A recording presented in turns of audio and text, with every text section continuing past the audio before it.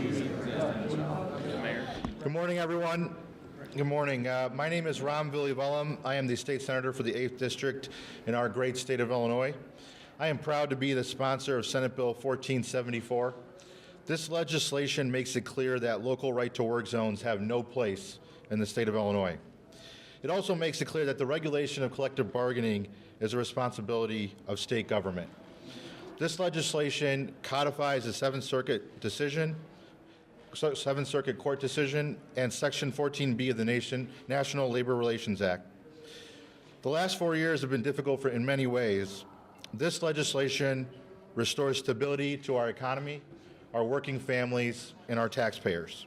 This legislation centers on supporting economic development, maintaining the production of a highly qualified, trained workforce, making sure that workers can earn a living wage and work in good working conditions, and also protects the quality of essential services that are provided to the taxpayers in the state of Illinois.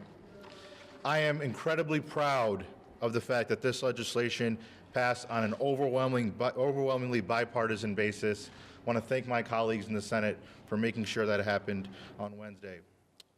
I also want to thank organized labor for their steadfast commitment to work on this legislation and make sure that we can stand up for working families in the state of Illinois. I want to thank Governor Pritzker, Lieutenant Governor Stratton, for their commitment to strongly support working families and the taxpayers of Illinois as well. It is an honor to stand here with all of us today as we declare once and for all that right to work has no place in the state of Illinois.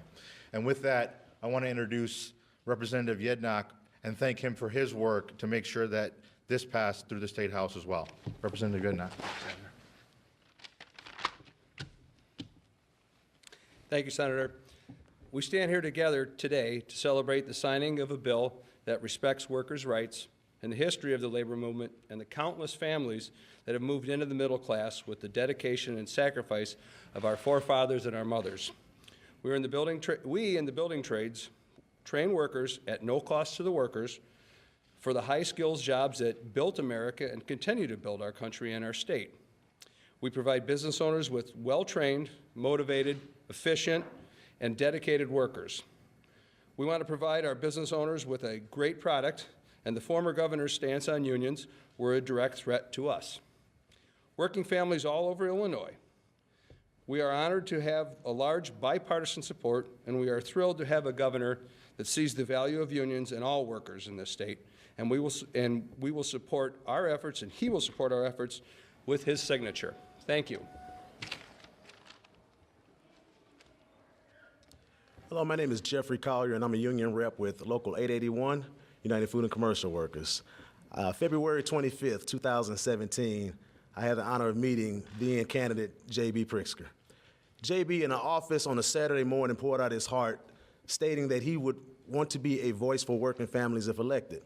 And of course, I've heard this from countless number of candidates before, but this particular time he went into detail why.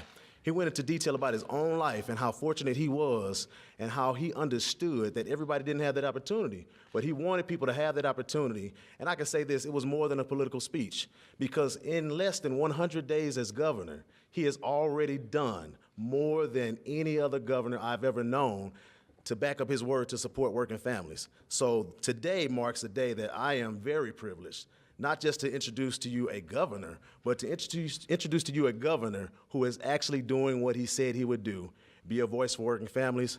Governor Pritzker, please have a seat. Thank you.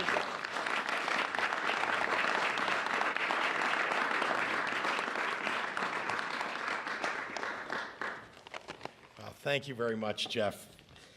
Good morning to everybody, and thank you to Senator Ram Villivalam and to Representative Lance Yednock for your leadership on this bill, and to the overwhelming bipartisan majority of legislators who joined together to vote for this legislation. A special thank you to our hardworking labor leaders and members for their advocacy of this bill. And I also want to acknowledge Mike Kleinik, our acting Department of Labor director, who is working hard every day to make sure that we live up to our obligations to working families across Illinois. The Collective Bargaining Freedom Act makes it abundantly clear that we have turned the page here in Illinois. From the start, right to work was an idea cooked up to lower wages, slash benefits, and hurt our working families. Right to work has always meant right to work for less money, and it's wrong for Illinois.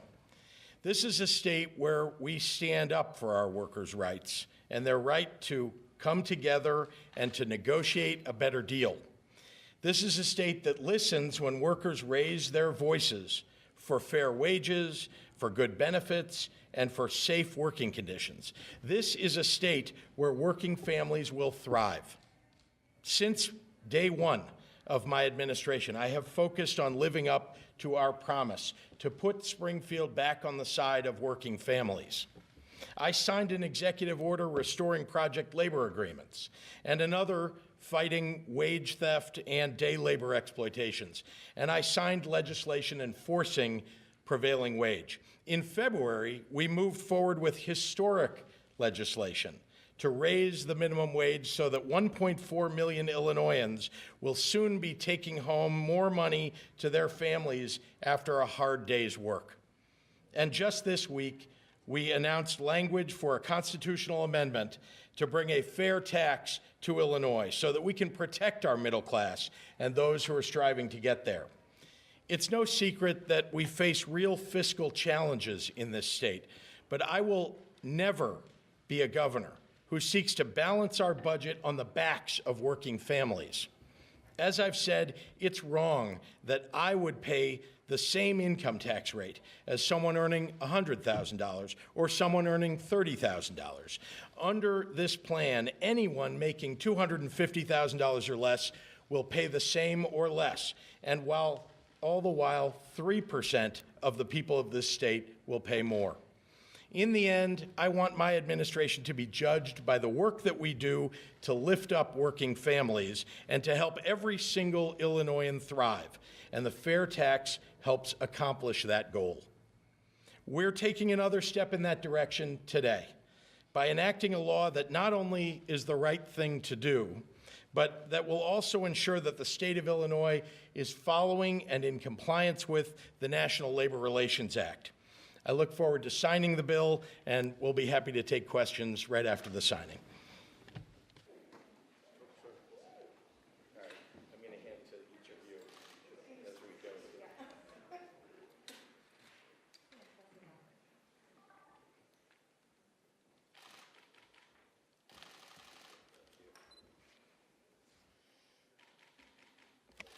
Distribute the rest.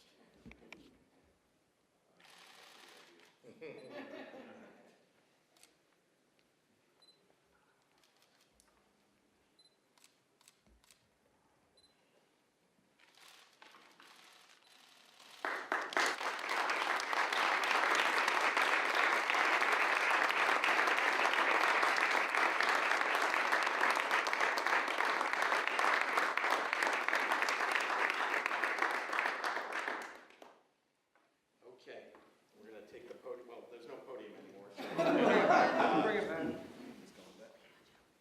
I'm going to step in front of the. That if they side with Lincolnshire, that this could be a moot law. What would be your reaction to that, or what would you like to tell the Supreme Court going into the possibility that they take up the case? Well, the law as it is does not allow a state to hand this responsibility down to the local communities. This bill actually just establishes what is the law today, so I believe that that would be moot, essentially, at the Supreme Court. The new DCFS director is set to start on Monday. How will the department avoid a conflict of interest between the new director and Aunt Martha's private agency when it comes to him signing contracts and negotiations? Well, let's start with he brings an enormous amount of experience as a result of having been involved with Aunt Martha's. He is a person of integrity. There's no doubt there are other people in the agency who will be opining and looking at the contracts, any contracts that will occur between DCFS and Aunt Martha's, and I know that there'll be a fair contract. There's also a lot of history of those contracts, so it'll be easy to see that they're following along in the, in the history that already exists. Will he be allowed to sign off on those contracts even though he has that connection to Aunt Martha's? I don't think that's been decided yet, but suffice to say that there's a general counsel at DCFS. There are senior personnel at DCFS, all of whom will be looking at those contracts. On labor issues, where would you draw the line on local contract negotiations? I know the House has passed a bill for $40,000 teacher minimum wage. The Senate's passed a similar bill. Likely something's going to be on your desk soon. What else should the state take away from local school boards that make? Look, here's what you should pay attention to. This administration has been all about standing up for working families. We're going to review legislation with that as the lens through which we make any decisions. What's going to be best for working families across the state, particularly the middle class and those who are striving to get there? Is there any, everyone in this room has watched TV and said, oh God, another political ad. How are you going to get the message across on your graduated text without driving everybody crazy with nonstop ads? Well, they're not my ads, as you know, but I'm glad to see that there are ads. I want to, make sure that people hear the message about the fair tax and why it's so important that we stand up for the middle class and those who are striving to get there. And let me remind you that, there are opponents of this who have offered no alternative. And there is no choice here about doing nothing. You can't choose to do nothing in this circumstance. We have a multi-billion-dollar structural deficit. It will go on ad infinitum. We'll be suffering under it unless we have a solution. I put forward one, and one that protects the middle class. No one else has seemed to have put forward a plan to do that. Republican leadership has said that their plan is to lower taxes, get regulations out of the way, grow business, thereby increasing the amount of revenue by more jobs in the state. That's a lot of information that has zero to do with the facts on the ground. Tell us exactly what you're going to cut, because that's really what they're saying. They want to cut government by 15%. Tell me if you want your universities cut by 15%. Tell me if you think it's okay if your local property taxes go up because the Republicans want to cut funding for K-12 education. Tell me if you want fewer state police on the roads to protect you, because that is what they're advocating for. Is there any movement on a capital planning now that everybody wants that, but you've only got like a month and a half left, right? There's a lot of movement. There's been a lot of discussion, not just among the leaders, but also about their designees. So we'll be working on that, as we are working on the number of other bills that will take place over the next 6 or 7 weeks. For or against a gasoline tax increase? Well, there's a lot of discussion about what the sources will be for the capital bill, and that's one yes, it is. And so that is one of those sources that's being considered. Defeated a ban-the-box proposal for college admissions, saying they couldn't look at past criminal history when deciding whether to admit someone to college. But it looks like negotiations are continuing. Where are you on that, balancing criminal justice reform with safety on campus? Well, remember why we talk about things like that sort of legislation. It's because we want to make sure that those who have paid the price for a crime that they've committed aren't punished for the rest of their lives, and that they have an opportunity to get an education and to get a job. And so that's why these things continue in negotiations.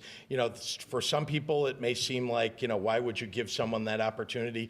For me, I think education is a ticket out of the situation that got them in prison in the first place. Thank you, everyone. Universities all over I'm sorry, go ahead, what, last one? the country have been under investigation by the U.S. Department of Education for not doing enough to protect women on campus in particular, not addressing sexual assault and sexual violence on campus. So is this maybe the right time to be taking steps to let? Well, we're going to make sure we, fund our universities well enough and make sure that they have secure situations on campus. And of course, the people that stand around me, Republicans and Democrats, want to make sure that people are safe on campus. So we're going to do everything that we can to make sure that happens. Thanks, everyone. Thank you. Congratulations. Hey. Oh, that's right. Rob, it is your first bill. Yeah. It is your first bill.